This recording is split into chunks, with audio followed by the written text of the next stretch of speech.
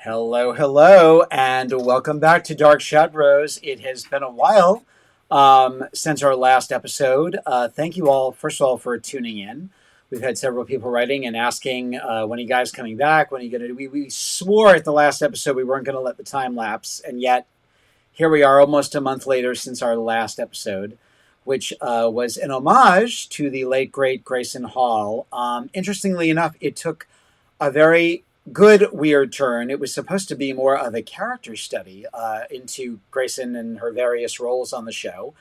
And the author of Grayson Hall, Hard Act to Follow, R.J. Jameson, was messaging us while we were doing the podcast, and John was like, why don't we just bring her on? So we brought RJ into the conversation, and before we knew it, we were talking about Grayson Hall, the actress. So we said, we got to do it. Was fun. It was great. It went in a whole other direction than we had planned on, but we're going to do Grayson Strikes Back and spend a night talking about all of those wonderful characters that Grayson played on the show, chief among them, Dr. Julia Hoffman. So, but that was a lot of fun. We talked about a myriad of things. RJ put a myriad of myths to rest about Grayson and her association with the show. So go back and take a look at that. Also, check out her book, Grayson Hall. It's been a long day. I need some caffeine. Ginger ale is just not cutting it. Grayson Hall, A Hard Act to Follow. And I think we might get a revised version of that book. And I'm pushing for an audible audio version of that book, maybe with Catherine Lee Scott reading it. That's so we've kind of put that out there to RJ in terms of her book about Grayson. Check it out if you can. Also, please make sure that after you watch this, if you're watching it on YouTube, go onto YouTube, hit like and subscribe. It doesn't cost you anything, and it helps us a lot just in terms of building up our following and our audience. Leave comments. We try to get to them as soon as possible and answer questions and comments and so on and so forth. So please check that out. For those of you who don't know me, and there's absolutely no reason in this world why you should, my name is Peter Mack. I work primarily in the world of cabaret and musical theater. Did several off-Broadway shows, several tours. I wrote a book about the Salem witch trials as they were featured in plays, television shows, and the major motion picture screen called Cinema Salem, a cinematic guide to the Witch City. Laura Parker actually did the foreword to that book, and I'm working on a revised version of that right now. That covered about 9 years worth of film, television shows, and plays in regards to the Salem witch trials. I started watching Dark Shadows when I was 4 years old in 1980, when the first rerun started on NBC. Became officially a fan a few years later when the New Jersey network started running it, or kind of sort of running it. And then where the MPI home video tapes came out, and that's it. I was hooked, wrote in about the Dark Shadows festivals, and here we are. Been lucky enough to have worked with several of the Dark Shadows actors, including the late Laura Parker, Marie Wallace, Donna Wandry, and Nancy Barrett.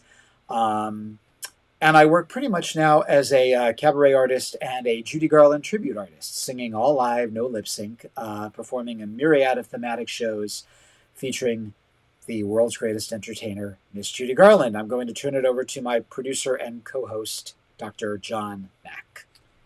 Oh, so I'm Dr. John Mack. I am Peter's husband.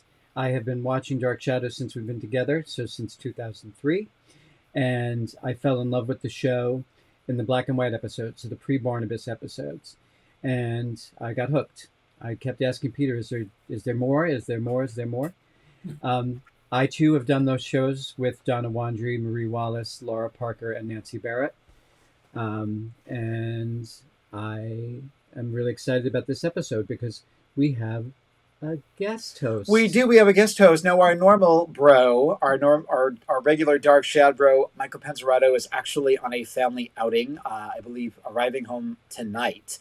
So he is not with us, and we miss him. We love you, Michael. It's going to be very Love you, odd Michael. without you not being here, but Michael will be joining us next week, I hope, for our next episode. But in the all Italian co-hosts, we're all keeping the it all time. paisans. Yes, we are keeping it all paisans. Without further ado, he's an author and a blogger. He is a comic aficionado. He has guest starred on the wonderful Terror at Collinwood, hosted by the even more wonderful Penny Dreadful. Our special host tonight, guest host, Mr. Nick Caputo. Bring in Nick. Hi, guys. Thank you. Hey. Let me fix myself here. Okay. I'm honored to be a fill-in to Michael, who does a great job. And I've been following Dark Shadows since I was a little tyke when it first came out. And studied about it, wanted to learn about it, learn the rich history of it. So I read all the books, magazines, some of the fanzines, and grew up and learned all about the history. Still learning from you guys. I learned a lot last week about Julia and her story, and and I've been writing about comics and studying comics and enjoying them for decades. It's a lot of crossover between the interest in comics and Dark Shadows. People have asked me, what's the connection? Well, first of all, you're dealing with a lot of fantastic stories, imagination, time travel, going into different worlds. They even had the thought balloons as akin to the voiceovers. I was just thinking of that recently. There's a lot, and drama, the continued stories, feeling personalities, the continued stories, especially in Marvel Comics, they were all continued, the drama of their personal lives. So I see the connection and why it still holds my attention, and as does Dark Shadows. Where did you come in the series when you first started watching it? Did you remember the storyline? I can't give you the exact time. I was telling DJ that my cousin Marianne told my older brother John, and me about the show because he knew that we were interested in horror stuff. And I think Barnabas was on already, so it was probably somewhere in the early part of that series. I do remember certain things, but some episodes stick in your mind. Sure. I certainly remember watching the episode where Jonathan Barnabas goes in the car with Vicky, and they have a car crash, and then he's in the hospital. And I remember watching this over at my grandmother's house, and he says, "What time is it? It's 4:00 in the afternoon," and he's screaming, and wow. I remember when he was walled up by Trask. There's certain ones when Willie got shot. As a matter of fact, I watched that again when it was on NBC for a short time at like 3:30 in the morning. I was by myself, and you knew it was coming, but it was really fun to watch. But yeah, I was pretty early on in the Barnabas run, I'd say. That moment when he realizes that it's 3:30 in the afternoon. And that primal scream that Jonathan, he was a great scremer, man. That was great. And it's just a reflex reaction. That's what's so cool about it. He's been conditioned to think the son is going to kill him, and of course. Nothing has even happened to him yet, but yet, it's like, no! That's a great cliffhanger. Cliffhanger to wait for the weekend to see what happens, And the other thing I love about that is, like, on Friday, he's wearing this horrific striped robe that they must have got from the basement of Orbex, and by Monday, Leela Swift was saying, no, get him a blue It's terry gone. cloth. Yeah, It's gone. it's gone. Most of us didn't remember any of those. You'd never notice or remember. Yeah, You'd be too busy watching the show. I'd watch it on an old black and white TV set. it's And, true. that was it. You saw what was going on. Can't tell you when as a kid remembering any mistakes. Yeah, Any. In the second viewing, when I was older, yeah, you noticed the things. But it's in back the then, going no, you back. were so engrossed in what was going on, you did not notice what was happening. That's Yeah. why when we were talking about Julian Hoffman and Julia Hoffman. Dan Curtis is right. Nobody's going to remember this. So you made a mistake. So cut the name wrong. Who cares? No one's going to remember. No one's going to remember. No one will ever see it again. Makes total sense, Yeah, We look totally. at it in the context of videotape, and you could watch it over and over again. We didn't have that back then. Never thought we'd see it again. As a No, matter of fact, I got the old joke. My brother, we were busy reading comic books, and every once in a while there was a slow episode. So I'd be reading the Hulk or something, and he goes, "Stop reading that comic. You could read that anytime. This will never be on again." And while he was right for most shows, wasn't right this one. I always remind him, "You were wrong. I can watch it true. anytime I want." So quick technical note, and I should have said this in my opening, Okay. but anyone who has questions, we take questions. I have some that have already been sent to me, but we take questions live on the air. So if you have any questions, sure. you can put them into the Great. comments, and we will address them. But sorry, I didn't mean to interrupt. No. I forgot. I neglected to say that. Yes, we love That's getting good. We questions. love questions. And also, just as a side note, Nick had said something in the broad, but just on a non-Dark Shadows related, but on a Dark Shadows related note, kind of, sort of, you might be noticing my new eyewear because this eyewear has been featured in a million different film trailers for a particular movie that just hit. It doesn't officially open to Friday, but we were lucky enough. We got to see Wicked couple of nights ago, and then again last night a friend took us, so that was our second time seeing it. And I know there are a lot of Dark Shadows fans that are Wicked fans. If you're teetering on whether you're going to see this movie or not, trust me, do not miss this movie. It's brilliantly done. It's you kind of look at John M. Chu and say, oh, he might be a good person to do a new Dark Shadows, because here he took what was on the stage and just made it into a movie without tampering with it and taking it too far afield from what the fans know and love. And there's kind of a parallel there, just in that Laura, our friend Laura Parker, Angelique's descent is essentially Wicked to many degrees, because she's giving you, how did Angelique become Angelique? And is she really evil, or have we, been misled all these years? So there's kind of an interesting corollary between Wicked and Elphaba and Angelique. So go and see Wicked. You will not regret it. It's amazing. So I had to get new glasses. I was 3 years overdue, and now I'm wearing Elphaba's glasses. Thank you very much. So several people have commented on that in the last couple of days. Now, today, we always like to focus on a particular storyline or a particular character. And there's no doubt about it that the character of Burke Devlin, he was a linchpin in the show. I have here the Bible for the original show, Shadows on the Wall. I wish Catherine Lee Scott would reissue this, because fans want it. And now it goes from anywhere from $150 to $200. It's only 90 somewhat pages. But this is the original story trajectory before Barnabas was even an idea. And there's not just the plot points, but every character has their own 3, 4, 5, 6 page biography of who they are, where they came from, how they intersect. And Burke is no exception, because he really was going to be the sexy bad guy in the show. In fact, Art Wallace says, Burke Devlin is a man who was born 200 years too late. That's how he opens up his biography of Burke, and how he's this poor kid from Collinsport, and from living in a shack on the other side of town to the big house on Widow's Hill is light years away, and he wants it, and he's going to own it. And but he also goes out of his way to tell in the biography, Burke is not evil. He's really not evil. He's just been dealt a very bad hand. And he's just hungry and driven. And I think that's something that Mitch Ryan did beautifully with the character. It's also kind of interesting that of that, well, the first episode, we have Elizabeth, we have Roger, we have Maggie Evans, Mr. Wells, and Burke. But Alexandra and Burke, you know, he was gone just a little bit after Jonathan came into it in terms of the switcheroo, which we'll get to.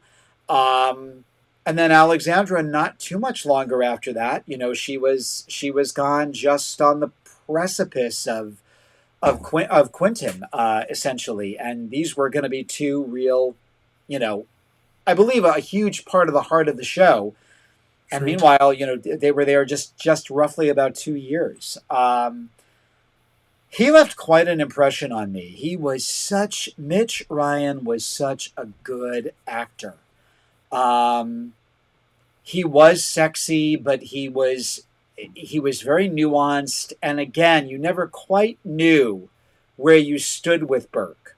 It's that wonderful thing, I think, that Jonathan said about Barnabas, you know, you should never know what the villain is going to do next. And I think that's kind of what Mitch did with Burke. And you feel sorry for him. I certainly do. I love going back and watching the first year of the show, which, by the way, I feel gets a bum rap. I love the first year. The first 10 months. Great stuff, then. Really good stuff. Chime in. I'd love to know your feelings about Mitch and those early. Mitch was fantastic. No, you're right. He just had a toughness to him, but he also had a sensitivity to him, a personality to him. You liked the guy, really did. He came off as a likable guy, and you understood what his motivation was. He had reasons to be angry, but he comes off as really nice, especially to Liz, you know, and of course David. You know, there really is a bond over there. So no, he didn't come off as, you know, evil. I never saw him as evil or as cunning. He was cunning, smart for himself, but he didn't really want to hurt anybody. He just wanted his own. He wanted to survive. He wanted to survive in Collinsport, and I thought he played the part. He was one of the best actors there at that time. Yeah, absolutely. And I love those scenes with Joan Bennett because they're adversaries, but yet you can tell he likes her. Yeah. It's kind of like respect for her. I'm busting your balls because your brother got me sent to jail. Right. You know, he was the real one. He was after, and deservedly so. Yes. I mean, Roger was really a prick in that period. You know. Totally. Really. Totally. So you can understand where he's coming from. He spent time in jail. You know, come on. How do you expect him to feel? Yeah. You know, for a crime he didn't commit, plus he was also in love with Laura. And I mean, what you read in here is that Laura really put the screws to him too, because it was kind of her entree into Collinwood. Laura Robin, it's not even Laura Murdoch in the original Bible. So it was kind of like she used Burke, even though she was maybe kind of sort of in love with him. But Burke was her entree because he and Roger had become friends. So let's talk about that particular point, the Laura connection with Burke. Do we believe that they were former lovers? Yes. So that we totally believe that. Putting aside the parentage of David, which will upset Penny very, very much if we go down this road. But I firmly believe. I know what I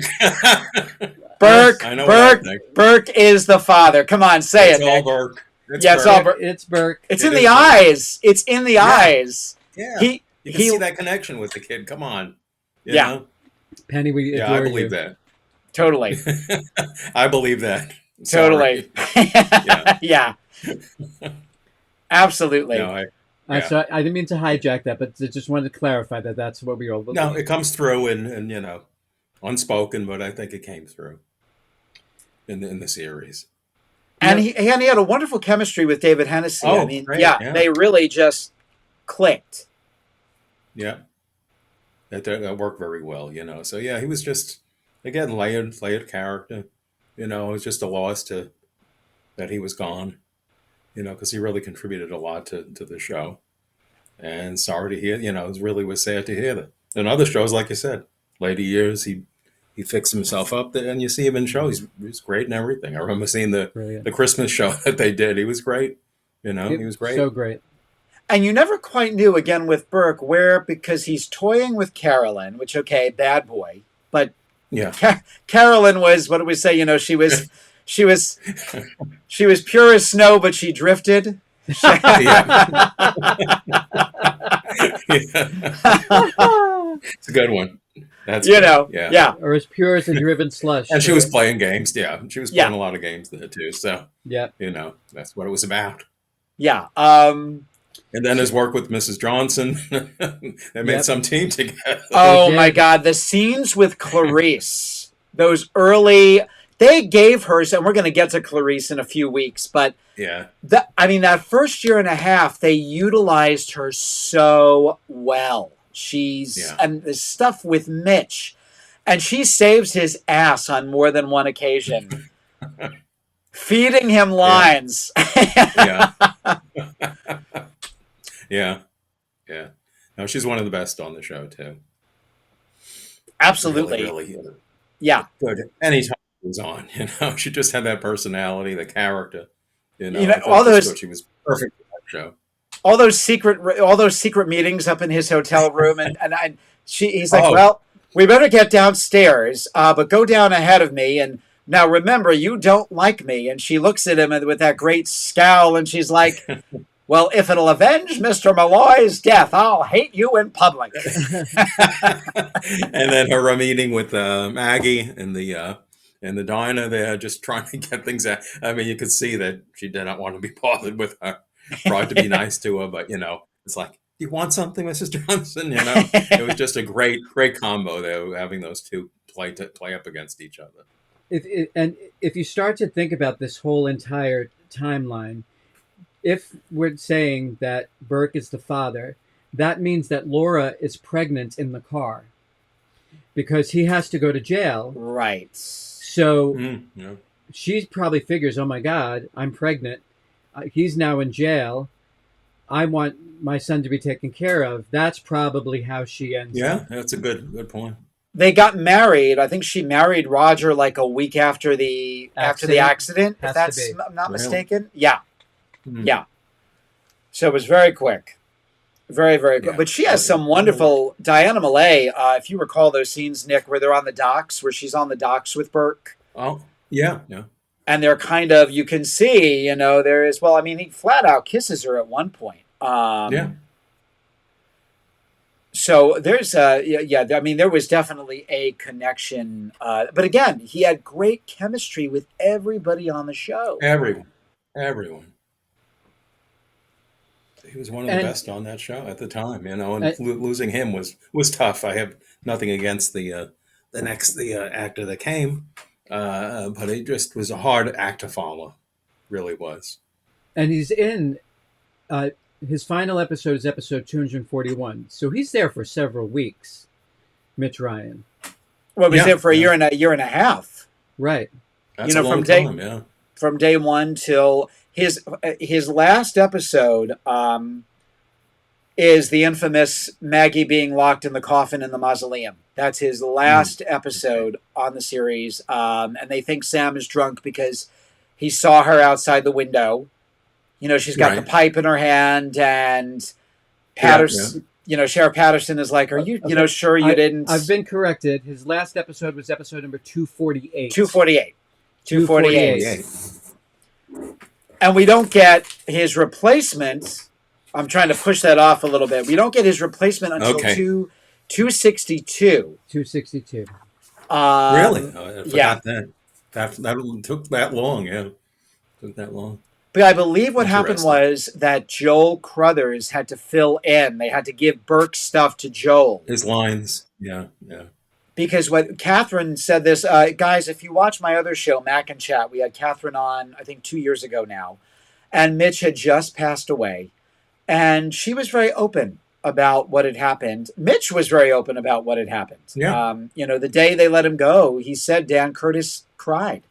He did not want to fire him. And Catherine said we couldn't find him. They went down to a barber shop. He clearly had been drinking. And he had a Peter Mac haircut. I mean, even more severe than this. He had, a mohawk. And they walked in, and he said to Robert Costello, I believe, hey, I'm Cochise. And they were like, what are we going to do? And then I think it was something like those hats. They wanted to put him in one of those Maine winter... John, the hat you have. The coon cat. Like those with the flaps on the side. Right. Those hunter caps. And they tried to get through the episode, and finally Leela said, it's impossible. We just can't do this. Yeah. So it's sad that it all came to an end that way. And he did finally go into recovery in the mid-'70s, but it took that long. Yeah. Do you have any standout moments? Was it a long wait for... did they take a long time to find Anthony George? Or was it just... I think so. And by the way, there was a lot of tee-ups to him being let go before the Cochise haircut. There were times where he wouldn't show up on time. And that's tough on a they would have to show. track him down. There's actually, it was my first festival, 1990. Were you there, World Trade Center Vista? Yeah, I think so. That was my first festival, and it was Violet Wells, I believe. And the guy, was it Ken McEwen? Yeah, it could be, yeah. Ken McEwen, and the other guy, he was a producer on the show. He reminded me of Billy DeWolf. Very, very sweet guy. But he said, and at the time, it was still kind of hush-hush. He wouldn't name it. He said, well, we had an actor in the first year of the show who had a drinking problem. And we'd have to track him down. And he was having an affair with a very high-ranking Hollywood old-time actress. So I had her number, and I had to call her up and said, we're waiting for him. And it was something to that effect. Oh, he's on his way. Wow. Now, I've been told that it was either Gloria Swanson or Greta Garbo. Garbo's the one that makes sense because Swanson wasn't living in New York. Okay. But I've never heard that before. Wow. Yeah. So that he was having an affair with one of the old... P.S. One of Joan Bennett's friends. P.S. If you're going to be late for work, screwing Garbo's not a bad excuse. So. Wow. And who would think to... Some story. Who would think to look for you there because she's not going to let anybody in the house. Right, exactly. You're saying... Wait, Nick froze. There we go. We're back. You're back? Let's see, we got you. We got you back. Yeah. I think so. Okay. Who's, Garbo's not going to let you in the house.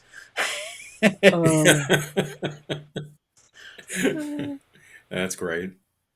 Do you have any standout moments that you remember with Mitch? That was all so good. I can't pick one out. I remember his encounters with David. Like I said, I just thought he played that so well. There was definitely a chemistry there. And every person he interacted with, whether it was Joan Bennett, whether any of those characters, that he did so well. I love he hit it out. The come to Jesus moments where he has indisputable proof that he was set up.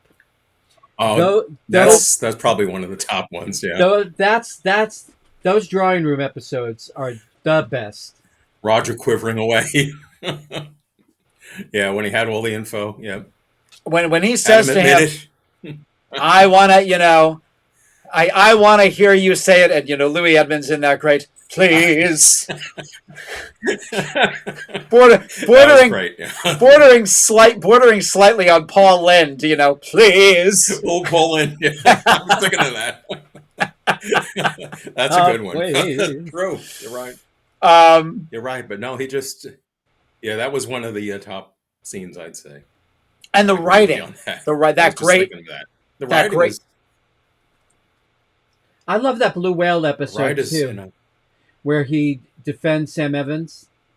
Willie Loomis is totally drunk, and Oh, wait. When he's going after Maggie, yeah, Yeah. he's really, well, especially, I mean, that's a whole, James Hall as Willie Loomis. That's a whole other, I mean, God Oh love yeah, there James. was I an know he's, episode. There's the blue. That might be the same episode, but I remember that vividly, and where he goes. Oh, we just oh, lost. hang on. And Bob the bartender gets up. Did you lose me again? We lost you again for a minute. Bob the bartender gets up.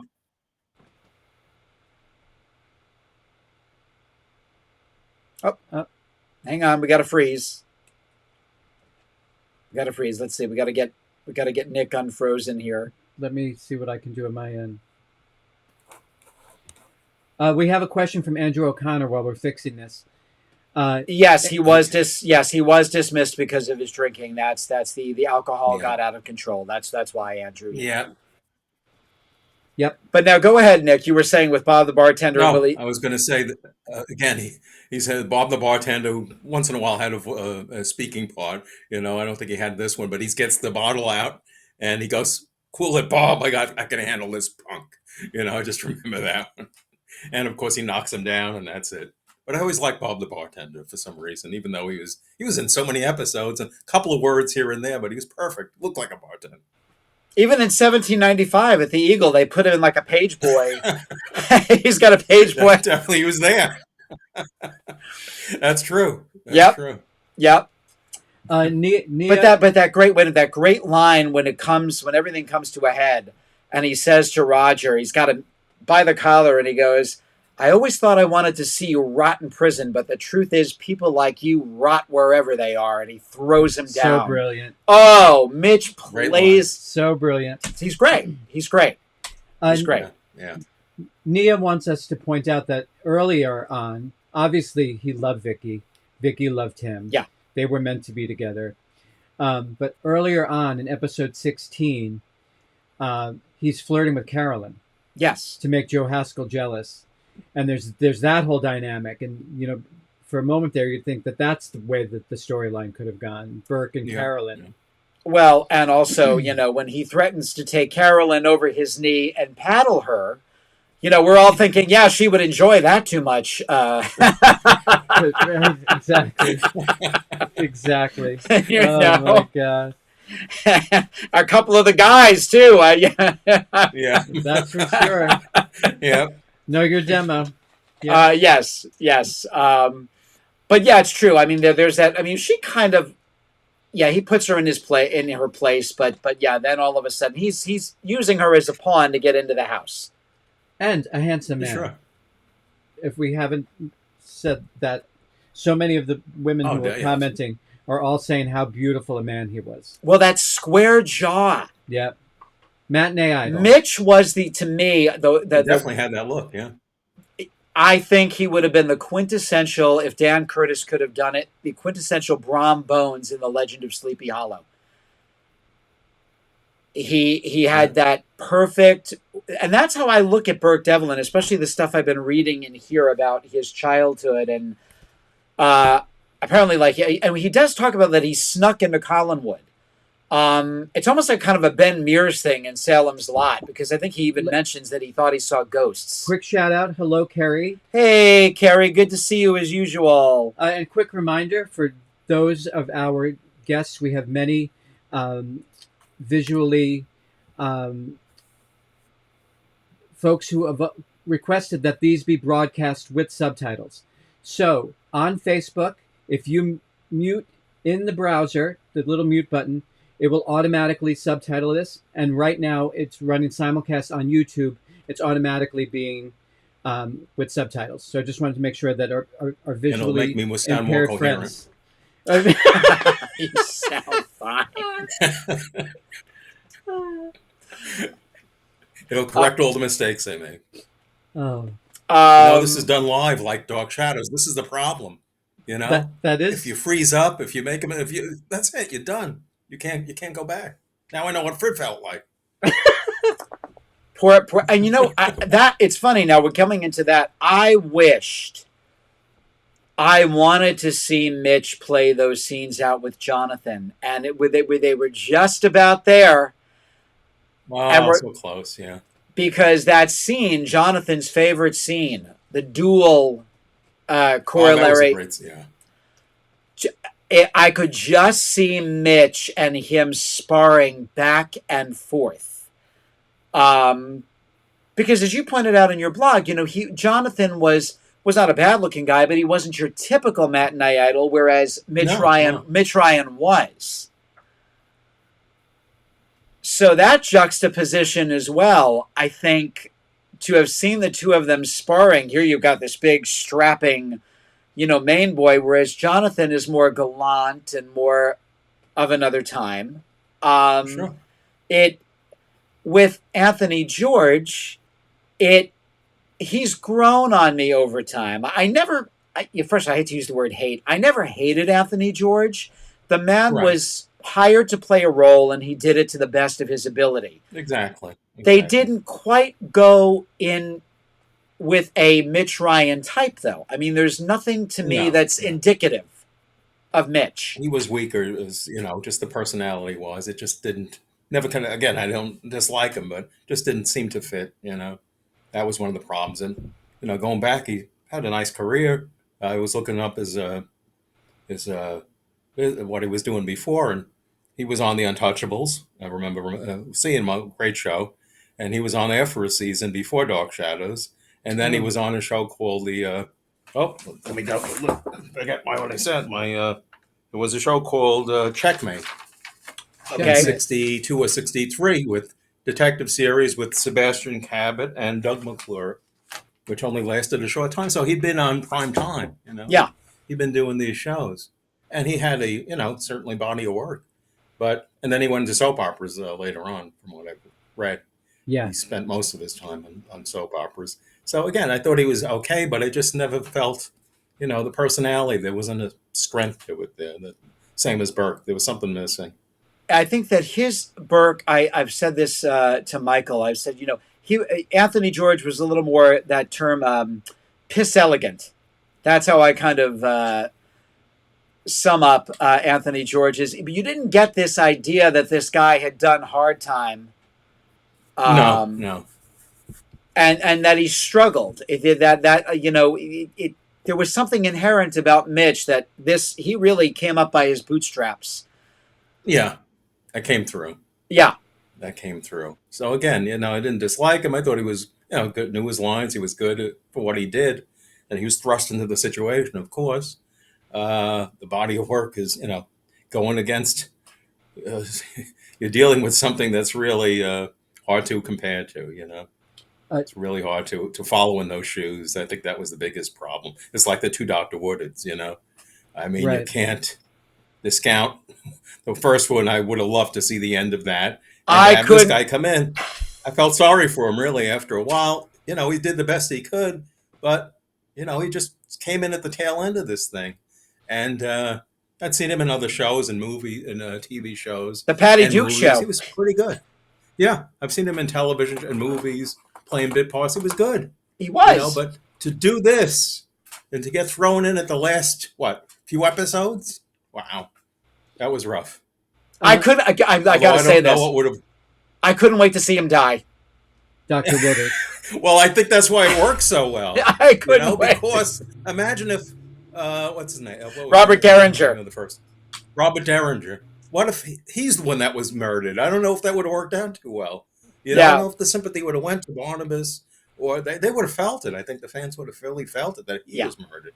Yeah, because he was lovable. So in a way, yeah. How would you kill him off? Yeah. Yeah. Terry Thomas wants to put on the table. Mm-hmm. Would you have liked to have seen Mitch Ryan play Jeremiah Collins? Yes. Yep. Yes. That. Yeah.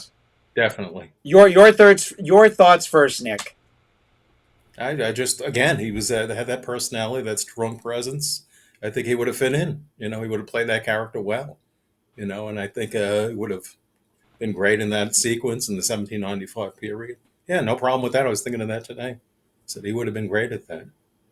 I think, too, because of what we heard about Jeremiah, and obviously the story trajectory changed, but the man who built Collinwood, obviously Joshua was the patriarch, but it was Jeremiah, and there's this very kind of strong presence. And I think at the same time that maybe Mitch would have gotten to show that even softer side because of the relationship with Barnabas. They really were supposed to be Yeah, brothers yeah. because they were the same age. He just happened to be his uncle, but I think it would have given Mitch another layer of himself as an actor to show that a tender side. Although I'll To throw this out too. I'll throw this out too for those. I was just thinking of it, just crossed my mind. I don't know if it would work. He would have played a good Nathan Forbes too. to Oh, play the villain instead, Think yeah, about that. Yeah. yep, He would have been charming in the beginning and then turned worse and worse. it's I a could see him great playing that idea. part too. yeah, yeah. Just such a good actor. But there's I forgot my mom made us watch North and South, and I forgot that Mitch was in that. I believe his wife is Jean Simmons, Elizabeth Okay. from the 1991 series. And there he is in this blue vest and gabardine pants. He's got gray hair at this point, but you go, oh my God, it's him as if he was Jeremiah. It's the Yeah. costume is perfect. You're going, oh my God, he could have totally played Jeremiah. I Yeah. loved seeing that photo and going back and looking at that because I'm like, yeah, I would have loved to have seen him play Jeremiah. And I believe, because it's the oldest soap opera trick in the book, the plane goes down and there are Oh, I was just going to talk no about it. survivors. Go for it. Go for it. Go for it. That still bothers me to this day. I still don't get what was the thought of that. I mean, again, it's a trope, but why would they do this off camera? You don't know exactly how he died. Barnabas involved, not involved. Is he going to kill a whole plane full of people? Even if he was able to do it, he would never mention it to Willie, to anybody else. He'd brag about that. So what was just off camera, just didn't work for me. I just could never understand what was the reasoning behind. Were they going to bring him back later on? I Yeah. believe that Curtis did it because he wanted, thinking, okay, he just has to get his act together. And then Uh, that's it. Oh my God. All of a sudden, yeah. Burke shows up at the doors of Collinwood. That And makes I, sense. I think that's what Interesting. Dan was going for. So the So plane. Barnabas was not involved. We all agree on that, right? It was They just play it. happenstance. The writers did it in such a way that as a teenager, I thought, oh, Barnabas made the plane go down. That's what happened. But then when he's That's really talking, vicious, though. very vicious, yeah. I mean, he's talking I to mean, he's not Julia, killing one person. He's killing a whole flight load of people. Wow. yeah. You know, Not much sympathy there. I don't think he did it. he says to No. Julia in the laboratory during the treatments, he's like, Burke Devlin is gone, maybe for good, but maybe not. Hmm. And so that's when you go, oh, so maybe it wasn't Maybe Barnabas he that did didn't do it. it. Yeah, if he said that, Yeah, yeah. yeah, it was So just they were, happenstance. yeah. I think Curtis was Because all thinking we heard this. every episode was Burke Devlin must die. He's always making these promises to everybody, but he never really played up on it most of the time. He was always threatening everyone. So, And poor Willie. I mean and that's a wonderful moment with John Carlin where he talks him out of it. He's like, listen, oh, you may I was just thinking of that. don't you may not have to do anything. Why don't you just back off a little bit, give it a couple of days, see what happens. He's like, all And right, he's telling him you don't understand. This guy's important in this place. He's not Jason. nobody. He's He's not not Jason Jason. McGuire because he said I could get rid of him as easily as Jay. He says no, no, no. You know what's going to happen here, and he talked him out of it. Yeah, Right. There'll that be was a a good scene. they'll come into this house and they'll find a coffin and they'll want to know what that coffin is doing in here. Yeah. Yep, But when he that says, was a good one. if I have to, I will, and you'll help me do it. And they cut to Carlin, and Mhm. Carlin's just like, what did Yeah, I get myself into? You feel so bad for Willie. yeah, yeah. He went through Um, hell. Yeah. So Kay Renee Caps, who never misses an episode. Hey, Kay Renee. Hey, Kay. She's watching us on Facebook. She wrote, agreed, the typical soap opera comeback for Devlin. I was also one who thought at first that Barnabas off Devlin, but she loves our summation that he did not do it. Yeah, yeah. He was just pleased as punch that it happened, but he had nothing to do with it. I think that's the case. because the only person he really offs is McGuire, and McGuire does have it coming. I mean, what he's done to Yeah. Elizabeth, let me say this about Dennis. Again, that's a whole other show. I think Dennis Patrick was delicious. I mean, he's got Amazing. some Oh, great great. scenes with Mitch. Brilliant. He's great. Yeah. Yeah, yeah. So when he finally gets it, and you're like, oh, I hate to see him go, but man, did he deserve it. He totally deserved it. Definitely. Yeah. Yeah. He was horrible. Yeah. But he was great part, you know. That brogue, that great brogue. Yeah. Great. And again, like you said, except for Dr. Woodard, you know, that's the only two that I could think of that he killed. And or good, you know, and he was the good guy. But after that, it kind of, I think that ended that aspect of Barnabas because you had to make him more likable. Well, they I think had they had to go to. back. He's a leading character. Back Yeah. in television in those days, you're going to make a killer the star of a show. I don't think it was, you know, doable. Right. You know, they had. That's why I think they had to give a backstory, origin, cure him for a while, which I always thought was great. That's a big thing to do, to cure this character that's a vampire on the show, and he's cured for like months at a time. Yeah. It really was innovative. And I don't think it bothered the audience as much as Curtis No. claimed it did. I think it No, I bothered don't Curtis. think he realized it did. Yeah. But I don't think he quite got it. You know, you got to have a bloodthirsty vampire on the show. But no, it worked. The innovations, the going against the grain, I thought is what helped make that show, you know, special. Absolutely, absolutely. And I also loved Mitch and Alexandra. They made such a cute couple. Yeah. Yeah. I mean, we got Frank Garner, who is another one I feel is unsung. I loved Frank, and Yeah, I liked him, yeah. they made a cute couple too. And then that's where she was getting like kind of, oh, who am I really in love with? Is it of course it's the sexy bad guy because Frank is the cute Sure. boy next door. Exactly, Boy Scout. And I didn't realize this, that the reason he left was because, like Robert Rodin, he asked for a raise, and that's why Curtis fired him. That's a perfect reason on Dark Shadows to lose your job. No raises. Rodin had the best, where they said, all of a sudden there's a knock on the door, and Professor Stokes says, Adam, go into the closet. He said, I went into the closet. Where the hell did I go? That must have been a magical closet. Closet through time. They could have did a storyline there. I never liked how they ended that. That really annoyed me too. You mean they could have got another actor to replace him and finish a story, or at least make it more, but I guess they were done with it for whatever reason. They don't want to go that way. But you'd think they would have replaced Rodin if they wanted to finish the story well. With the comics, because you're the expert on this, and I have never read all of the comics. I really need to just do that. I think the one I got, my mom bought me at my first festival, which seems to be a lot of people, I think because of the cover. I think it's number 8 where he's rising out of the coffin. Right.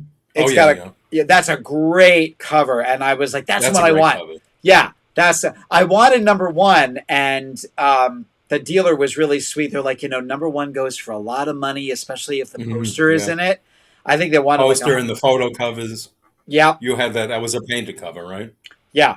Yeah. Number 8. And that was George Wilson, who painted almost every cover for Gold Key. A great artist.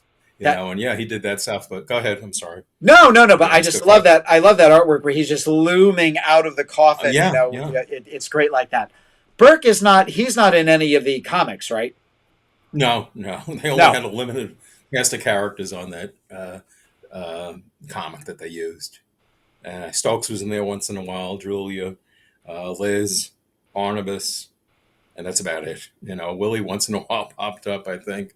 Nobody else, really. They just used a limited cast, whatever they gave them. Nobody that read the comic. Well, no, I shouldn't say that. One of the writers followed the comic book. This woman that was not credited.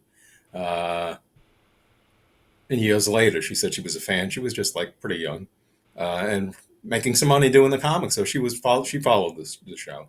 Yeah. But all the writers didn't know nothing. They just knew what they gave them from the show. Because they did a lot of TV shows, adaptations. That's all they knew about it. So they didn't follow it or know about it. which is why I always say if Marvel would have got a hold of it, Roy Thomas, one of the main writers there, took his phone off the hook every day to watch Dark Shadows because he worked at home like a couple of days a week. And back then, that's what he did. So for half an hour, he'd take the phone off the hook and watch the show. He's a big fan, and I That's work with great. him once in a while. He's my editor once in a while. Great guy, but that's how he was able to watch it. Wow. It's And he also definitely would have, made the show more closer to the comic, but Marvel couldn't produce a Dark Shadows comic back then because it wasn't approved by the couldn't have vampires in a comic book in a I regular read that. comic. I read that in your blog that you couldn't have a vampire in a Marvel comic book. That was the No, rule. they Yeah. had the comics code at the Marvel, the main companies, Marvel, DC. They had to go by the standards of the code, which happened in the 50s, and they cut out supernatural vampires, zombies can be shown. Of course, I always said, Wow. every kid could see it on TV every day, or watch Bela Lugosi. Are you kidding me? It made no sense. But unless uh, Gold Key was able to do it because they weren't under the auspices of the comic code, because they were supposedly they did a lot of Disney stuff and adaptation, so they let it go. They had clout because they sold a lot of books, so they were able to do the adaptation. But Marvel, at that time, unless they did a magazine size, black and white magazine, like for 75 cents, like Creepy and Eerie and Famous Monsters, that size, then they would have done it because that's against, the code didn't have any say over that. But for kid friendly series, no, they couldn't do it back then. Wow. It's interesting. Yeah, it Very, is. yeah. It's weird but interesting. Well, and also because they started the comics in 1969, right? Yeah, 69. So Burke was also long gone at that point. Oh, yeah, but I mean, they could have used whatever characters they wanted. And the comics code was revised in 1971, a couple of years later, and Marvel produced a Dracula comic book, Tomb of Dracula comic, really great, which Roy Thomas wrote. So, yeah, within a few years, they would have been able to produce it. But at that time in 69, Marvel could not do it as a regular color comic book. It's a side note here and not DS related, but I have to still get. Is it Marvel that did the MGM Wizard of Oz comic book? Yes, Marvel and DC, actually, they both work together. Because they did the Wizard of Oz, they did Marvelous Land of Oz, and there was an advertisement for Ozma of Oz, but for some reason the third It one didn't didn't come get. out. Yeah, they No. were canceled. Roy Thomas, again, the author I told you about, wrote the adaptations of those. And he loved the Oz stuff, and he would love to Ah, continue it, but didn't sell for whatever reason. Didn't go past that. But would you like it. those? You like Oh those? my god, crazy for me because there's like the title page, the artwork of Dorothy and the Witch with the Hourglass. He gets everything in. I'm like, I just want a poster of that. I just want a poster of that artwork because it's brilliant. I got a little sidebar for you there. The artist John Buscema, who adapted that series. Well, back then they didn't have videotape and stuff, so unless he watched the show, he couldn't get the stills or everything. Yeah, I have to find stills and stuff. A lot of it all came. He reproduced that whole book from memory. Oh He drew the book from, wow. and Roy Thomas said only one scene they had to fix that was out of order, all from memory. That's Wow. wild. How Yeah, cool is that? Very cool. Very, very cool. I thought you'd like that. I love it. Just incredible, to be able to do that from memory. Bringing. Oh, do we have a? Sorry, did we have a question? No, what we do have is. Uh, Let me ask this question first. In the comic books, did they ever go back to the 1795 storyline, No, or they were didn't all go back. modern, all modern They day? went. No, they went back in time. They went back even farther. Oh, they They did. like to go play in different time periods. Even went to the future. Uh, so yeah, they Yeah. did do that, but they never referenced 1795, except once. I think the first issue they mentioned Trask being in the walled up and Angelique cursing him. It was just done in like a one-page thing. That was the only time they mentioned 1795. Gave a little history to Barnabas. That was it. Angelique did show. Oh, by the way, sorry, Angelique did show up a lot in the comic book, as did Quentin. Right, Angelique is on one of the covers. Yeah, Yeah, Yeah, so she's on one of the covers, and then there's because this is where my stuff gets futzed up, because then we have the Dark Shadows digest that they reissued. Yep. Yeah. And the comic strip. Yeah. Yeah. The comic the strip comic was strip. great because I grew up with that as a kid while we were in the Daily News, and all of a sudden this comic strip was totally different from the comic book too. Again, they only used a certain number of characters, but nicely drawn, and yeah, that lasted for a couple of years. I have a reprint of that. I really would have liked to have seen Burke utilized more. I'm sorry that the character went. I know a lot of people are not. They might tolerate Peter Bradford, but after that, I see constantly like, I hate Jeff Clark. The less said, the better. I had a hard time with that actor. I like Peter Bradford. He was always angry. Every part he played, he was like angry. The same part. He always never seemed sweet or anything. Maybe once in a while with Vicky, but he always Peter Bradford, always angry. Yeah, always yelling, always angry. Yeah, Peter Bradford of all. I kind of like Charles Delaware Tate because he did a little like. I thought that was. And it's funny. It's all in 1897. There's Charles Delaware Tate, and even Count Patoffi. Danielle and I were Penny and I were talking about that. With the gay characters. We're like, well, clearly Count Patoffi swings both ways,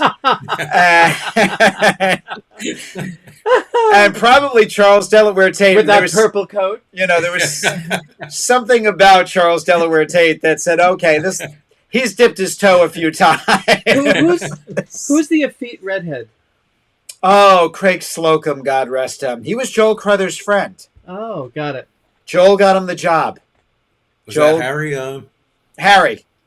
I like Harry. One of the few that liked Harry because he was berated by his mom over there. He was always got into the worst trouble. He was like a smaller version of Willie. Poor guy. Everywhere he goes, all of a sudden, and it would have been fun. It would have been fun to have seen Burke Devlin interact with Harry Johnson, because there would have been that whole Willie Loomis thing would have come back into play. Definitely.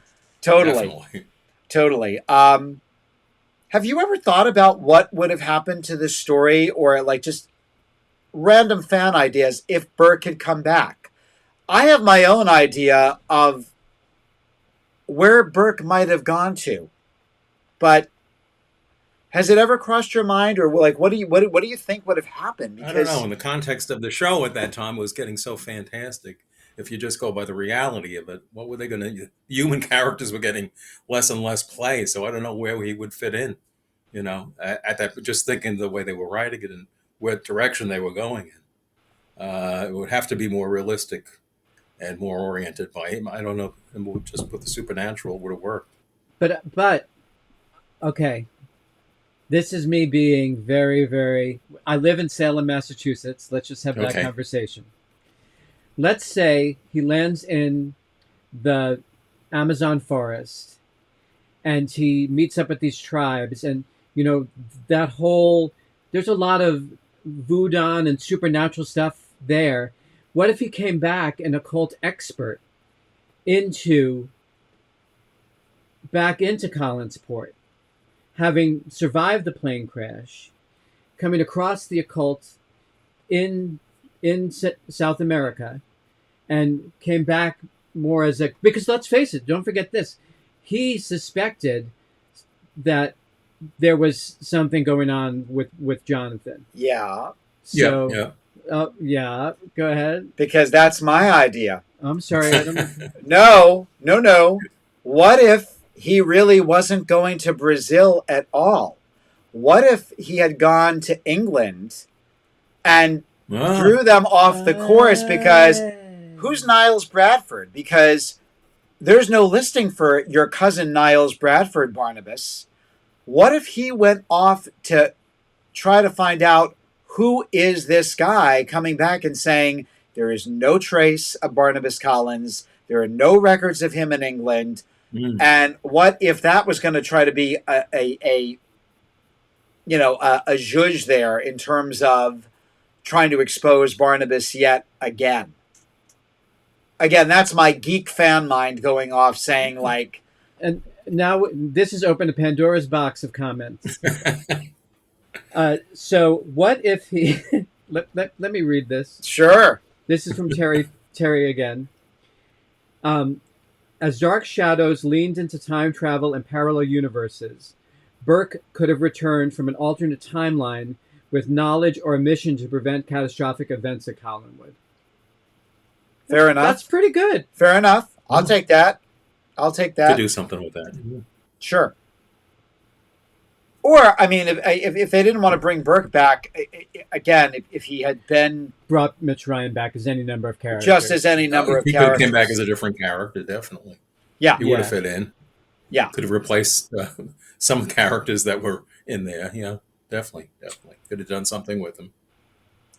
Because everybody... Doesn't Anthony George... The plane crash happens. Right. Then he's Jeremiah Collins. Right. And that's a quick exit. That's only a few episodes.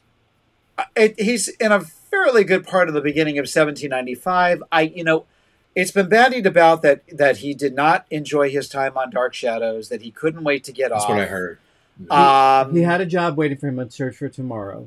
That was going on. And, I mean, we knew Jeremiah was going to die because they had already done the tee-up at the Blue Whale with him talking about the duel, although they got rid of the swords and used guns instead. Because, of course, Jeremiah gets shot in the chest and all of a sudden his head is completely bandaged because we couldn't show Timothy Gordon laying in the bed. Standing. That solves that problem. That solves that problem. It's like, wow. A bandage around his face. Not only did you shoot him in the chest, Barnabas, that bullet went, woo! It just went straight up. Yes, Curtis probably said, nobody's going to remember that. Cover his face. That's it. Cover his face. Cover his face. I liked him a lot as Jeremiah. You taking over the role, so this is one from Rosie. Yeah, Rosie says, "What if he had come back and played Quentin?" Oh, Quentin, interesting. Yeah. Well, this comes back to something Nick said about Nathan Forbes. Or another person said Nicholas Blair. It's funny. You can't imagine anybody but Humbert playing Nicholas Blair. Me too. But I could see a Quentin if Selby wasn't there. Yeah, I think he could play that part. I think what they were starting out with, where Nick was talking earlier, it seemed like they were pushing him that he was going to be Vicky's love interest in 1795. And he was so tired of playing the good boy. He didn't want to be Joe Haskell anymore. So, I mean, now they turn him into this real rogue. I mean, he really is a scallywag. He turns out to be a total asshole. But then he comes back, and apparently from what I've heard, when Joel found out about the role of Quentin, he went to Dan Curtis and said, I want to play the part. And Dan said no, and that's when he was like, all right, I'm out of here. Of course, we wouldn't have had David Selby, and David is Quentin Collins. That's yeah. Some people have said he could have come back as Evan Hanley. Oh, he could have come back as, this is an interesting one because a lot of people don't like this arc, but in the Leviathan arc, if he'd come back as the Leviathan leader. Oh, Oberon? The Leviathan story, yeah, that's going to be an interesting night we cover. Given the, I like parts of it. I think it gets a bad rap. My worst part of the show, I mean, I could not, and I still can't deal with it, is turning Barnabas totally evil, coming up as cruel, and it just didn't work for me, and under the thrall of somebody else, no control, and obviously everybody else didn't like that either, but it never worked for me. It just didn't. The gray, totally lifeless. The gray streaks. Yeah. All of a sudden, he had the gray. And the look too. But even the one bang was gray. It was like they really went. They really went all out. Yeah. So and that part never worked for. I like the Jeff Wilkes. I like the the actor that played it well. Chris Pennock. Oh well, this is a good. Chris Pennock. Since you're one of the original kids, did you see the movies? I saw the first movie. I think. I'm not sure if I saw it in the theaters or not. Because he's didn't have a big. He's so evil in that. Yeah, I didn't like that part of it either. Yeah, Yeah, It really turned. It's like Fred. I felt the same way. Too bloody, too hammer inspired, and you lost all the soul of the characters. I It just think became another vampire, another Hammer vampire pick very much for the so. most part. It's the Yeah, closest that the U.S. ever got to a Hammer vampire movie. and it's the closest Dan Curtis ever got to what he wanted To originally, it, probably. yeah, Yeah. yeah. Let's see if he came back as Quentin. You could come up with a way that Burke was in fact, which would explain David Collins' resemblance to the Collins family when he was Burke's son. Okay, all right. Now, Burke, in fact, is a Collins. That's really interesting, Carol. Which would have made David a Collins after all. So Because interesting. that's what Penny worries about. If Burke is his father, then that's the end of the end of the bloodline there with Vicky. I like that, Carol. Yeah. That's actually a really great idea. I like it a lot. I wonder, because apparently Dan fell in love with Roger Davis. He, everyone said he was Dan's pet. He was incorrigible, and Dan kind of. But I've always wondered. I'm like, oh God, with House of Dark Shadows, I would have loved to have seen either Joel Crothers come back as Joe for that, or if they had brought Mitch into the movie and had him, be the one to kill Barnabas, that kind of would have brought it full circle in many ways. Oh, interesting. Yeah, that would have worked. Yeah. Yeah. So I would have liked to have seen Mitch Ryan do the movie as Burke Devlin. Just changed because Maggie wasn't dating Jeff Clark on the show. Vicky was. So didn't make any sense anyway. So, but yeah, your fan mind, the wheels just go and go and go. Like, oh, what if he had stayed? What would have happened to this story? And he wouldn't have been Peter Bradford because he would have died as Jeremiah, so he would have had about 6 months off, or two and a half months off, or so. I don't know. Again, unless Curtis was just hoping, well, let's bring him back. Let's see if he gets his act together and we can bring him back. But I guess it was not meant to be. I know Anthony George, either just before or just after, I think it's 1967. I saved all the photos. He did the national tour of Funny Girl. He played Nikki Arnstein. Really? With Marilyn Michaels and Isabel Sanford as, oh my God. Wow. What's her maid's name? We just saw the show. God. Anyway, she played Fanny Bryce's maid. And Anthony George was Nikki Arnstein. I wish bootlegs would surface. I would just love to hear what his singing voice was like. Yeah. Interesting. But that's a perfect part for Mitch, for Anthony George. I could totally see him playing Nikki Arnstein. Yeah. That suave, again, piss elegant, that which I think he brought to his. But it's almost like when the Darrens on Bewitched changed. Although I feel that I think Dick Sargent gets a bad rap because I enjoyed him. And he was the first choice. Right. He was the first choice. He couldn't get out of his contract. That's why they went with Dick York. Was there an announcement? Right. Now the part of Burke Devlin will be played by? So that's interesting. I'm glad you brought that up, John. Yeah. Anthony George's, anytime they replaced a character, there would be a voiceover over the waves crashing. And his first episode was the 1-year anniversary of the show. June 27th. Right. June 27th, 1967, I believe, was Anthony George's first episode. And in the VHS tapes, the initial ones, they cut the scene. Right. It's a scene on Widow's Hill where Vicky has found out that Maggie has died, or they think she's dead. Mm-hmm. And she has this beautiful scene on the beach. And that was cut from the original VHS releases. Wow. Yeah. So until the DVDs came out, none of that stuff was restored. Or they did the first year. When they did the first year on VHS, I think they restored all that stuff. Because a lot of the Jason Maguire story was missing because they just wanted to focus on Barnabas. They were afraid new fans wouldn't like it. That. Yeah. when it originally came out. Yeah, that's what they did Interesting. Yeah. So back in those days. Yeah, they did announce the part of Anthony George.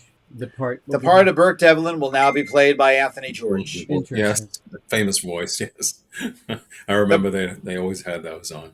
it was the same guy who did I, Dark Shadows as a Dan Curtis production. It was always the right, same. right.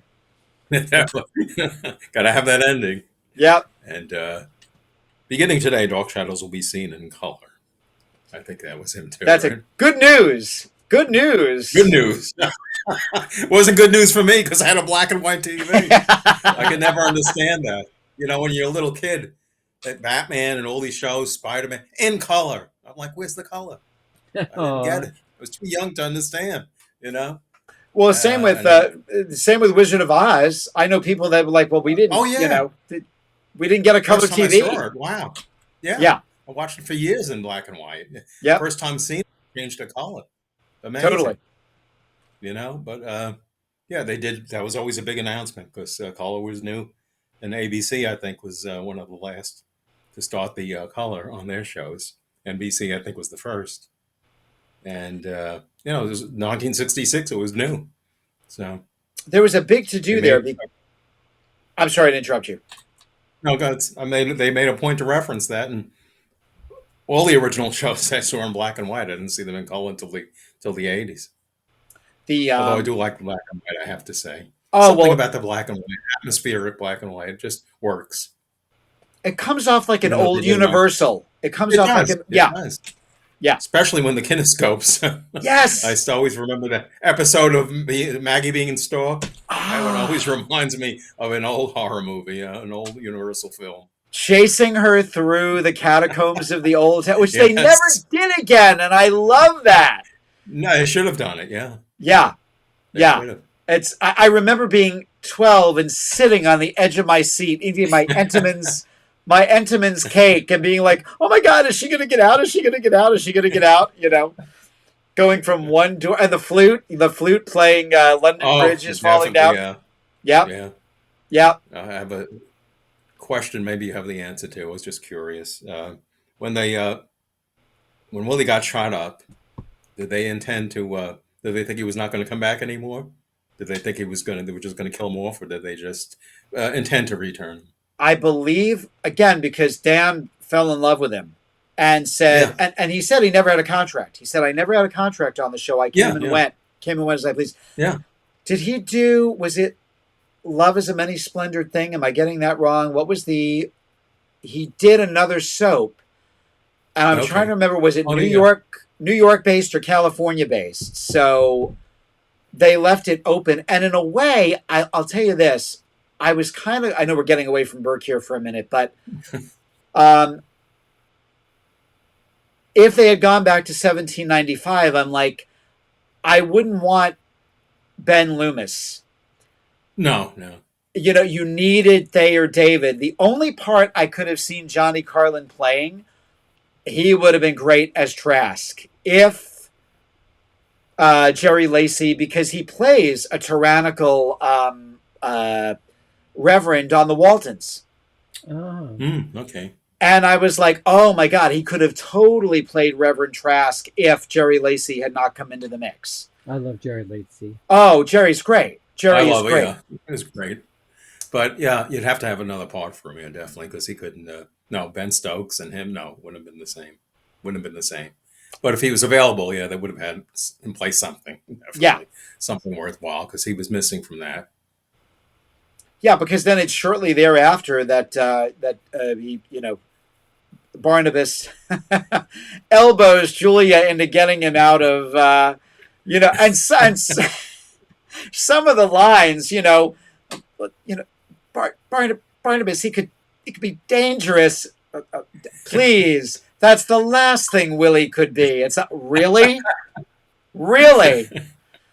Yeah, He robbed the family tomb, but no, that's the last thing that Willie could be as dangerous.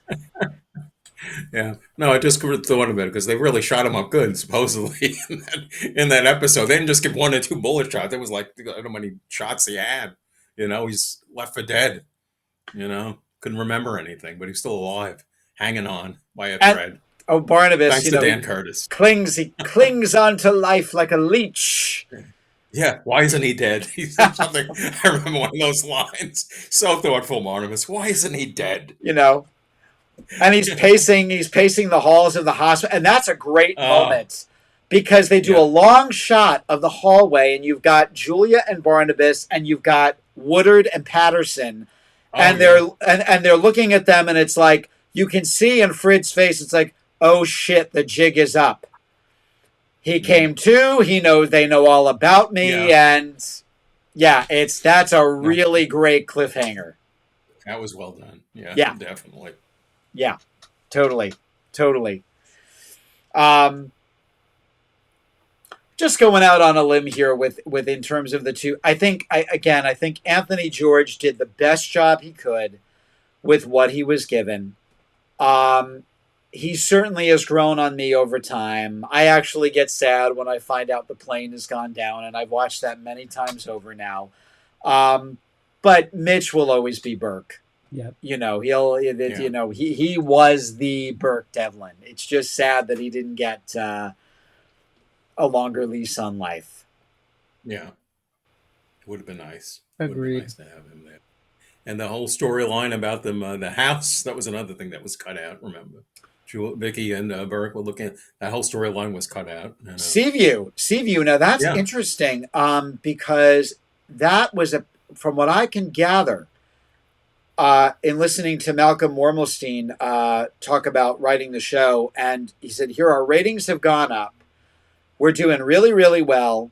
We're getting ready to go into a story meeting." And Dan goes, and we're going to kill off Barnabas. And what are you talking about? What do you mean we're going to kill off? No, we don't need Barnabas. We're going to do a ghost story.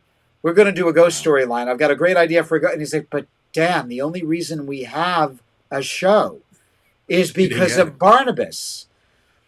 And I believe in a print interview, I gotta find it. I know that Dan said to ABC, "Yeah, we're getting rid of Barnabas," and ABC had to say, like, you only have a show because of Barnabas No. Collins." So Malcolm was like, "Well, Dan, we don't have to get rid of Barnabas. We could do this other ghost story that you want to do, and we'll just keep Barnabas in the mix." Whew. And that was because Elizabeth says to Vicky, there's something about that house. There's a coldness about that house that I don't like. And I think there was going to be some haunted house storyline with that house that Vicky falls in love with. Got it. So that I believe was the ghost story that Dan was going for, and we never hear of it again. And I was a few weeks old when I found out. I was like, "Oh, wait a minute. The house is Roger's office at the cannery." Oh. It's the living room is Roger's office at the cannery. Then it becomes Barnabas's bedroom in 1795 in the old house. Then it becomes the Collinsport jail after Vicky gets arrested for witchcraft. So yeah, they again, Curtis, they'll never remember. They'll never remember. That was his stock answer. Even in the 1991 series, the creative staff said that was always his response to everything. But wait a minute, there's a light switch, and it's 7 to they're not paying attention to that. They're just watching the story. Kay Renee wanted us to know that that's one of her favorite episodes. And not only is it one of her favorite episodes where the whole Barnabas wanting Willie dead, but she thinks it's one of the best directed, best blocked episodes. It's a great episode. It's a great episode. And I wonder who wrote it. I wonder if, because funny enough, every time I go back and look, Malcolm, who wrote one of my favorite Disney movies of all time, he wrote Pete's Dragon. And I believe he also wrote Escape to Witch Mountain. Malcolm Marmelstein. Yeah, I believe that's his screenplay as well. He was a wonderful writer, and he was fired unceremoniously. Sadly, he was apparently there was a personality conflict with Robert Costello, and that's why he was let go. And it's sad because I think he was one of the strongest writers on the show. But as far as the two Burkes go, I think that it was a great character. I think that the character for Burke had a lot of potential. I would have loved to have seen him and Vicky finally wind up together. And if you want to know more about Burke, it's all in Shadows on the Wall. Nick, we froze on Nick's end. Oh shoot! So can you hear us, Nick? Are we not coming through? Let me. Hang on. Let's have him go out and come back in. That was that typing, everyone in the audience. That was Nick letting us know that we had frozen up on his end. I'm sorry about that. There you go. Can you see us now? Okay. Yep. Perfect. Okay. Yeah. Now we're all back. And let's not forget Malcolm Marmelstein also wrote Love Bites. Yes. Well, Malcolm also got his revenge when he wrote a comedic, which is really great, a comedic takeoff on Barnabas called Love Bites, which was a play which went on to be a movie with Adam Ant. And they even gave him little Barnabangs. I'm still amazed that Curtis would think to get rid of Fred, to get rid of the Barnabas character. He didn't really realize at that point that it was, how I think how many of us went after that Adamant's haircut and tried to replicate that haircut in the 90s? I'm not joking. Oh, Adamant. Oh, okay. Yeah. I'll tell you what I think, Nick, about him and Fred. I mean, and Fred said in his Paley Center interview, he said, Dad really didn't like me all that much. And I think it's because, remember, Dan's doing pre-production for Jekyll and Hyde. This role has to be cast. They cast this guy in it. Fred thinks he's only going to be in it for 13 weeks. There's a strike. They have a meeting. Ron Sproat knows him from college. And they're like, well, why don't we have a meeting and just talk about the character? And Fred is like, I don't want to play a monster. I think that I'll be spooky. That's fine. I can do that. But I kind of think of him as Ray Milland in Lost Weekend. Has a problem. He's got a conflict. He's like an alcoholic. Yeah. And apparently Curtis was pissed off when he came back and realized what was going on. And I think that's why in the movie, it pulls Roger Davis aside in the final moments and says, I want you to drive that harpoon into him as hard as you possibly can. He really was getting back at Fred. Wow. It's amazing, And he aced himself out of a really good sequel by doing what he did. You piss off your cash cow. He doesn't want to do the movie, and then you fire him. Yeah. Quite a story. I hate to bash Dan Curtis because I think the man was a genius, but he was also his own worst enemy. Yeah. There were, it's always going to happen with people. There's a blind side you don't see, and I guess that was his. Yeah. You think it would happen, and again, he had this idea for the traditional vampire, and I guess he didn't like that idea at all, and probably bothered him more that it was successful, that all these people loved it. And that it wasn't his idea. Yeah. It wasn't his idea. Yeah. Yeah. But, I mean, he's cashed that reluctant vampire check how many times over? Oh, you mean Dan Curtis? Yeah. Well, that's even like with the new series, and the night it premiered, Jonathan was in Boston doing a reading. I think he did it in the afternoon, and they said someone said to him something to the effect of, what are your plans for the future? And he said, I think that all depends on what happens tonight. because if this, if this new series works, it's more, not Mm. that he had any interest in playing Barnabas again at that point. And in fact, Curtis wanted him to play Joshua. He wanted him to play Joshua in the new series, and he said no. Oh, that would have been Yeah, great. So yeah, would have been interesting. yeah, Curtis, I think, was attempting to mend fences, and I believe he told Mark Dawidziak, the critic, that I think it was something. I'm paraphrasing. I apologize if I get this wrong, but that maybe he was a little too bull in a china shop about the About way it. he Yeah, handled the situation. As the possibly. Yeah. as the years went on. Personality-wise, they're probably very different, and not able to come together with anything. He didn't see, obviously, didn't see Fred's point of not wanting to do the film. He thought that was blasphemy, I'm sure. But I got to give Fred credit for walking away. Don't want to do it, not going to do it. That's very few people do that in acting in any area. And they just said, I'm not doing it. He could have easily went along with it and got his paycheck, and he just didn't want it. Well, it's kind of like the Christopher Lee thing, where he was like, not going to do it. You can't. You must. You have to. Why? Well, because we've already sold it to the Americans with you and Peter Cushing in it. Do you know how many jobs we Well, that lost? was it, right? And they said that was the final nail in the coffin. Think of the people you'll put out of work, Christopher, if you don't do the movie.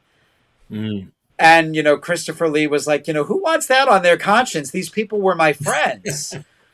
Yeah, yeah. Wow. But he said that's the only reason I did those handful of other movies was because I didn't want to put That those was it. people.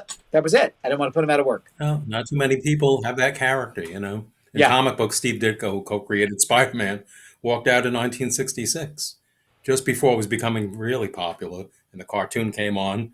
But he, had disagreements with Stan Lee, and he just walked away from it. Did his own comic books, worked for other companies, went back to Marvel years later, but would never touch Spider-Man, never touch Doctor Strange, who he created. And he just said, that's, don't want to do it anymore. Not interested. I moved on, and everything's changed so much. It's not mine anymore. And most people dislike that because they want you to go to this familiar territory. And yeah. I respect them for doing that. I didn't always understand it early on, but then I said, yeah, okay, I get it. Who would you say is your favorite character? Do you have like a top 5 from Dark Shadows? Who would you put? So funny. I asked this question off air earlier. I mentioned Professor Stokes, one of the big ones. Of course, Barnabas, Angelique. Those are 3. It's hard to pick. It really is hard to pick because there's so many good ones in there. There is. Those are, I'd say, top 3. I don't want to keep going because I'll think of everybody, and most of them I liked. There was a few that were questionable acting wise and did not really have the chops for it. And but that, for the most part, there was some very, very good actors in there, and it's like a repertory theater that they just played off each other so well. Yeah, yeah. I think for me the big guns were definitely Barnabas, definitely Stokes, definitely Julia, Angelique, Nancy Barrett. Quentin, Nancy Barrett. Nancy. Yeah, I mean, these are the Yeah. ones that really. And Clarice. We can't forget Clarice. And Clarice, the Oh, problem. Clarice, yeah, I put her up there. What I hate with Clarice is that she was a lovable curmudgeon as Mrs. Johnson. There is something lovable about her. As Abigail, she's absolutely hateful. Another one Yeah, you can't great wait. in that part too. Yeah, But then, like it was Yeah. Minerva was the same thing. Like they didn't give her a chance to stretch her legs. No range. Yeah. no. And then She- she didn't have much to do later on as Mrs. Johnson because so much fantastic stuff going on. What are you going to do with it? They couldn't get her involved too much. Right, Yeah. Right. Didn't have a place for her. I'll tell you who I Remember when liked. she saw Quentin that first time, that was great when she froze and she saw him as coming. Wow, that was a great scene. I would have liked to have seen Cavada Humphreys, who played Madame Finley. I liked Oh. her a lot. Very good. What a stage name that is. Yeah, well, that's I mean, yeah. I mean, that's a drag name if there wasn't one. Cavada Humphreys. That's quite a. Well, and there's then a few people that only showed up for a few episodes. I wish they would have been on a lot longer. Totally. Yeah, Cavada Humphreys. Yeah, and I liked. What is it, Madam Finley? Madam Finley, what's wrong? Madam Finley, why don't you answer me? And then poor Alex Stevens coming down in the wig and the dress, Grayson, yowling off to the side. And then they have like a pickup shot of Cavada laying on the floor. Oh, God, yeah. That was bad. Wow. But you see, poor Alex Stevens, he doesn't even fit in the dress. Like they've cinched him into the dress. The wig is like coming off of his head, poor baby. And the woman who gets so much grief, what's her name? The one that forgot the lines. But she was so good, except for that one error there. And I've seen her in a ton of TV shows and movies. She was everything. In so much stuff. Anita Bolster. Yes. She was great. She was great. And then Barnabas doing the Exorcist bit was great too. When he was talking and Angelique's, that was great. Before that even occurred, he was doing it. Really good. Die. It was just wonderful, and he attacked her. Yeah, I would have liked to see her around longer. Totally. What's his name? Also good actors that King Johnny Romano, the guy that played. He was really over the top great. Married to Mrs. Cunningham. Really? Oh, okay. Marion Ross. Marion Ross. I didn't know that. Yeah. Yep. Yeah. He had a great part because he was so flamboyant there with the cape and everything. He was just great. Could have kept him around a little bit longer. Yeah, he was good. Julianka was good. Oh, I liked her too. Yeah. Julianka. Deanna. She was a tough character there. They should have kept her around. They killed her off too soon. If you go on YouTube, she did. It's an all-star cast, but she's Anne Frank. It's David. Really? David Suskind's Diary of Anne Frank. You can watch it on YouTube. A couple of years. Anthony George. I was just going to ask a question. Did he ever go to any conventions? Did he ever pop up anywhere? I don't think so. Or ever interviewed about the show? Nothing. I think he might have been interviewed. Okay, all right. Have to check that. I'm curious. No, yeah, it's sad. Mitch only attended the Paley Center, which he would always be slated to come to a convention and then he wouldn't show up. So that's unfortunate that we don't have more Q&As with Mitch, because I'm sure he had stories. He must have had. And he did say for MPI, he said, "I wish I could have gone back into the past." Yeah. He was sorry that he missed out on the Flash. That, yeah, he missed out on that. So, but Anthony George, no. And then what's the trivia? I'm going to get this wrong. One Life to Live. You have Anthony George, Grayson Hall, Nancy Barrett, and I'm leaving someone else out, but none of them are involved in the same storyline. Oh. But, and no one has posted it yet. I wish somebody, usually Guy Haynes is the person who does, because I think he has a lot of this stuff.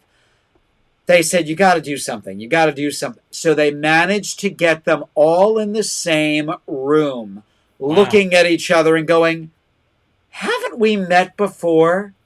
Don't I know you from somewhere? Wonderful. Yeah. That's great. Whoever has it. When I was a teenager, I used to watch at times Ryan's Hope. And yes. Some of the same people that worked on Dark Shadows, when I'd see the credits at the end, I remembered some of the names. I think Saitama show off. And you see the sets, there was a basement that looked exactly. I'm like, wow. Same studio. Same studio. I could tell. Same studio. I recognized the set. That was always amazing. Some of the same writers and people involved in Dark Shadows did that show early on. And if you look closely, I know One Life to Live and Ryan's Hope,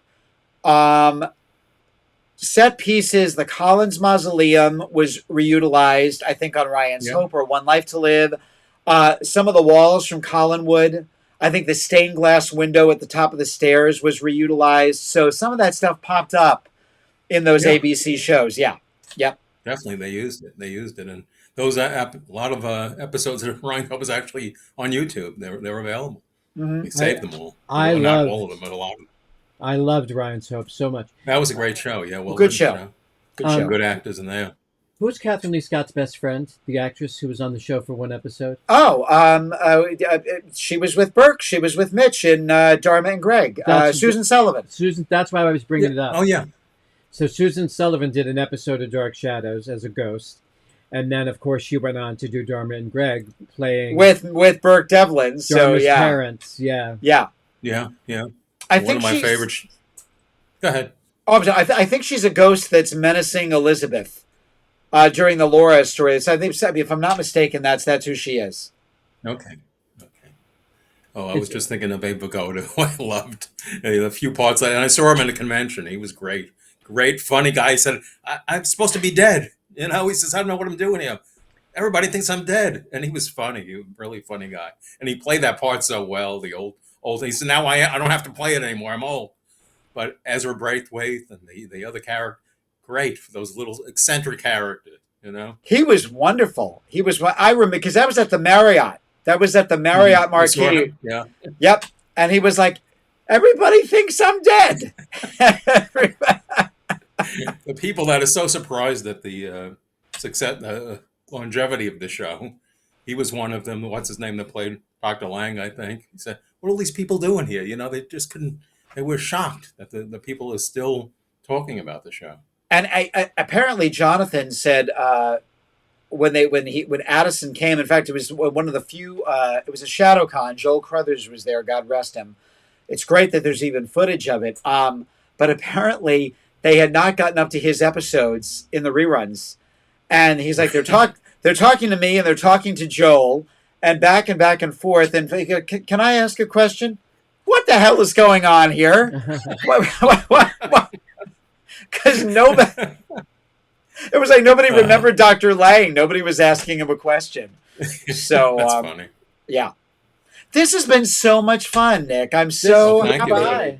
Totally Great to be bye. on with you guys because you're so interesting and fun and entertaining and knowledgeable. So I hope to do it again sometime. Let's Yeah, love to. please Love to have come you back back. and we'll let's talk about the comic books. I know you and Yeah. Penny did that, but we can do it too. We'll talk about the comic books. yeah, That'd be great. anything you great. want to talk about, any Dark Shadows related stuff, I'm up for it. I love it. I'd love that. We would love that. Well, we thank our special guest, Nick Caputo, for joining us tonight. Remember, guys, hit like and subscribe on YouTube. Leave comments, questions. If you have ideas for a future show, oh, did we just go black there? If you have ideas for future shows, please, let us know. We'd love to cover any topics that you want us to.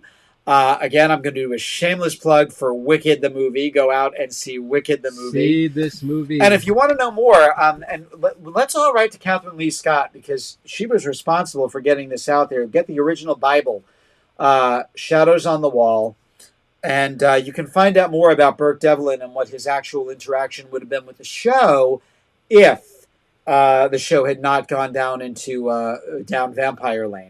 So check that out. Write to Catherine. Maybe she'll do a limited edition printing of that or something. And Nick, where can they find you online? Your blog and such. Have a blog and nickcaputoblog.com. You can look up all my old posts and history and all the articles and dig into the minutia of comic books. And once in a while, I have a tribute to Jonathan Frid there too. So I delve into other areas once in a while as well. Great. That overlap. Great. And also check out Terror at Collinwood, hosted by the amazing Penny Dreadful. Nick has been a guest star twice on that show. And you want to check out those episodes as well as Resident of Collinwood, Collinsport After Dark, Between the Shadows. The list goes on and on. There are so many wonderful Dark Shadows podcasts out there. Check them all out. Have a great week, and we will see you next week when Michael Panzaretto will be back with us. Stay tuned. Stay in the shadows.